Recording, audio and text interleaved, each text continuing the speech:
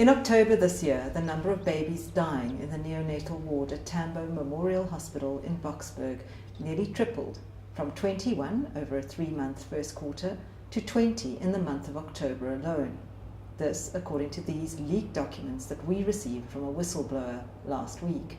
It's tripled from the first quarter to now. It's very frustrating because we're meant to provide base care, and in the situation that we've been put in, we're not able to do that.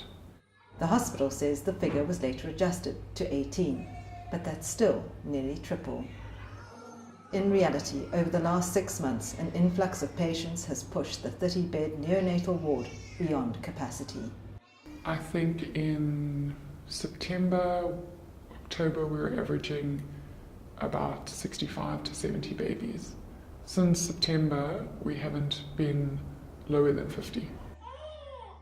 What was once the isolation cubicle now holds 13 babies, and instead of the best practice of them being half a metre apart, they're virtually on top of each other. Our staff is overburdened. We're not able to give the best care because of the situation that we're in. Here, 2 babies share one receiving tray. You would have your receiving warmer tray with 4 babies on one as an incubator, and some sharing cribs. Not for very long, but they're receiving the open trays, which was a way to kind of protect and ensure infection control. It's unethical to have a patient coming to you and as a professional to turn away this patient. There's no other option. We have to attend to these babies.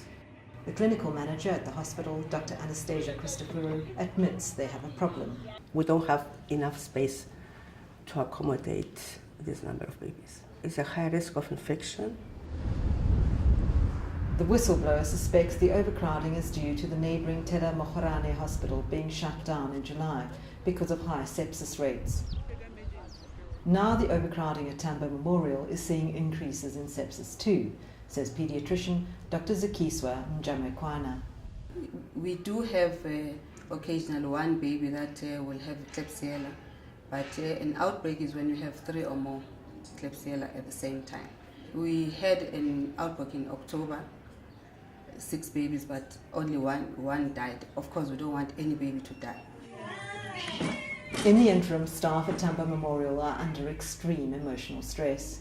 I can definitely see in general people's morals broken and personalities almost changing and the level of care, and we've had some departments who have even called in a debriefing counsellor. I'm just hoping that the number of beds of neonatal beds in Gauteng will increase, because this is the only way we can try and solve the situation, because we are a small regional hospital with a dedicated number of beds, and the staff morale obviously goes down if we don't giving proper care to our patients.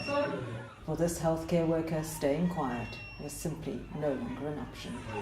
It's a greater risk for me to shut up than for me to speak, because I don't know if I can go to bed every night knowing that there was something more I could have done and I didn't.